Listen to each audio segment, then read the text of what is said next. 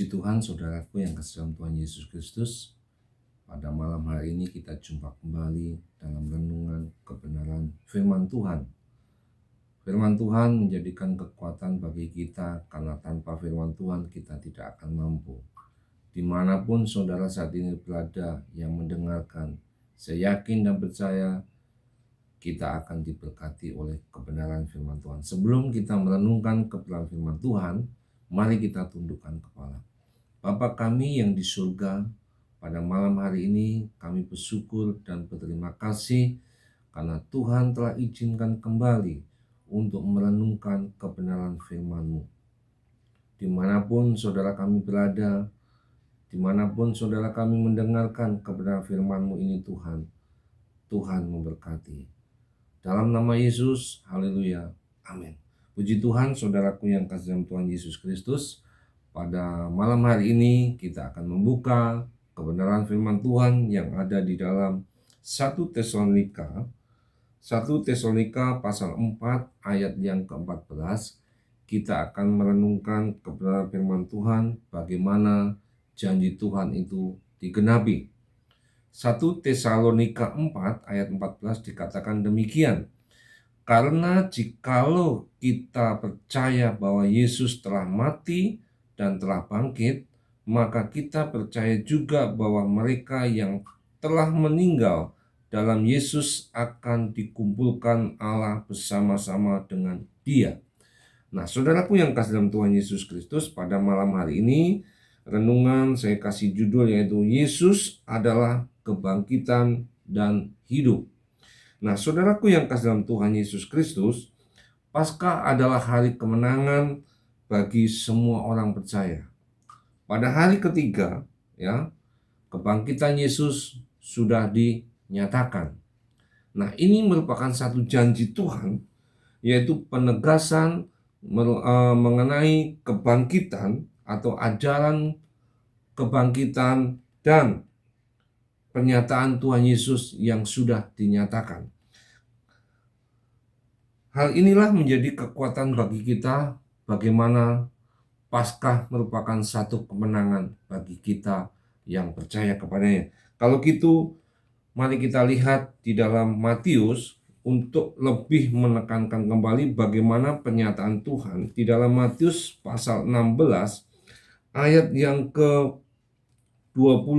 Di sana dikatakan bahwa kebenaran ajaran-ajaran Tuhan yang tertulis di dalam Injil Matius itu merupakan pernyataan Tuhan sebelum Yesus mati di kayu salib.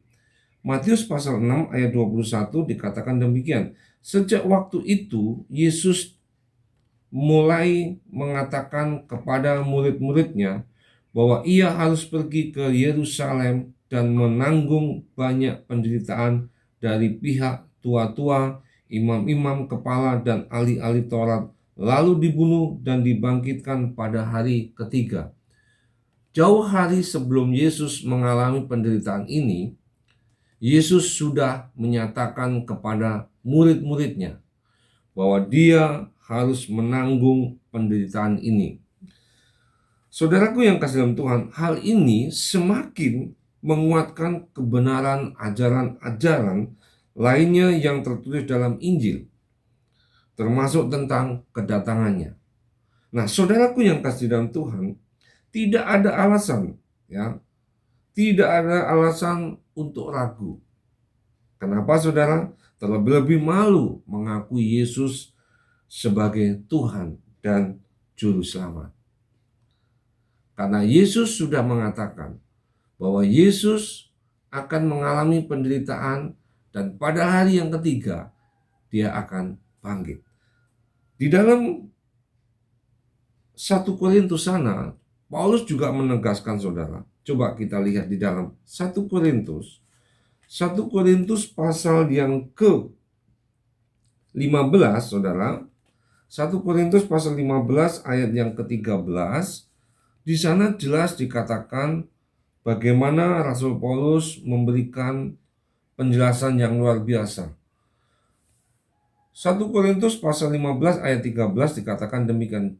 Kalau tidak ada kebangkitan orang mati, maka Kristus juga tidak dibangkitkan.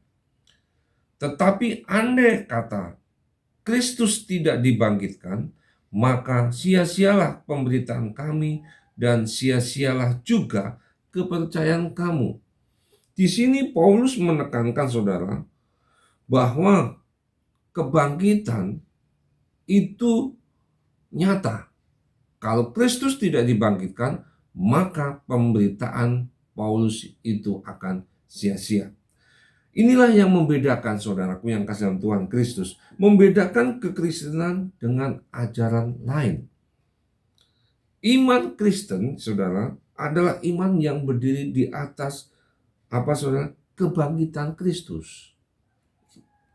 Ya, apabila Kristus tidak dibangkitkan, saudara, seperti di dalam Korintus ini, maka saudaraku yang kasih adalah seluruh kepercayaan kita dan kekristenan kita menjadi sia-sia. Jelas sekali bagaimana Paulus menekankan bahwa kebangkitan Kristus adalah kemenangan bagi kita. Nah, di sini Paulus tetap memberi semangat memberitakan Injil. Demikian juga kita. Karena apa? Kristus bangkit. Oleh sebab itu saudaraku yang kasih dalam Tuhan, meski harus dihadapkan dengan ujian, saudaraku yang kasih, dan penderitaan, kebangkitannya pula yang membebaskan atau memberi kekuatan. Ya. Kebangkitannya memberikan kekuatan dan keberanian untuk apa saudara? Memberitakan. Contohnya di mana saudara? Di dalam Kisah Para Rasul. Ya. Kisah Para Rasul sana jelas sekali bagaimana pengalaman dua murid Tuhan Yesus yang ada di hadapan Mahkamah Agung. Kisah Para Rasul 4 ayat 1 dan 2, di sana kita akan melihat bagaimana pengalaman Yohanes dan Petrus yang bersaksi di hadapan Mahkamah Agung. Ketika Petrus dan Yohanes sedang berbicara kepada orang banyak, mereka tiba-tiba didatangi imam-imam dan kepala pengawal bait Allah serta orang-orang Saduki. Orang-orang itu sangat marah karena mereka mengajar orang banyak dan memberitakan bahwa dalam Yesus ada kebangkitan dari antara orang mati. Ketika dua murid ini memberitakan tentang kebangkitan Kristus, pengawal bait Allah itu marah. Dan akhirnya mereka dibawa ke Mahkamah Agung dan mereka menceritakan bagaimana kebangkitan itu memberikan semangat, memberikan kekuatan kepada kita untuk terus berjalan di dalam kebenaran firman Tuhan. Dan terus untuk memberitakan kebenaran firman Tuhan. Sebab itu saudaraku yang kasih dalam Tuhan, jangan takut dan jangan khawatir. Bahwa kebangkitan Kristus itu membawa kita semakin kuat. Dan kita tidak akan sia-sia bahwa pemberitaan itu. Karena apa? Yesus telah bangkit. Sebab itu saudaraku yang kasih dalam Tuhan, dalam Yesus Kristus, pada saat ini, dan saya yakin dan percaya bahwa kebangkitan Kristus membawa kita semakin berani, semakin kuat untuk bersaksi. Jadi saudaraku yang kasih dalam Tuhan, pengharapan hidup kita sebagai orang percaya tergantung mutlak kepada kebangkitan Kristus. Karena Yesus Kristus telah bangkit dari apa saudara? Kematian.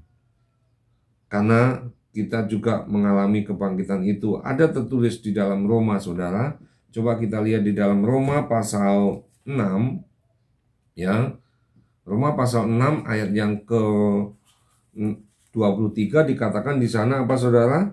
Upah dosa itu adalah maut. Ya, satu-satunya jalan keluar saudara yang kasih dalam Tuhan, satu-satunya jalan keluar dari kematian adalah maut harus dikalahkan dengan kebangkitan.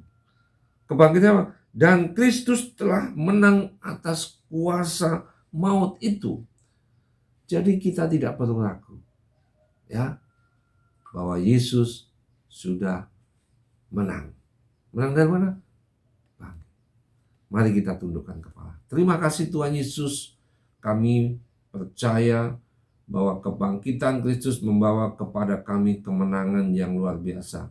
Kebangkitan memberikan semangat hidup kami untuk terus bersaksi bahwa Yesus telah bangkit.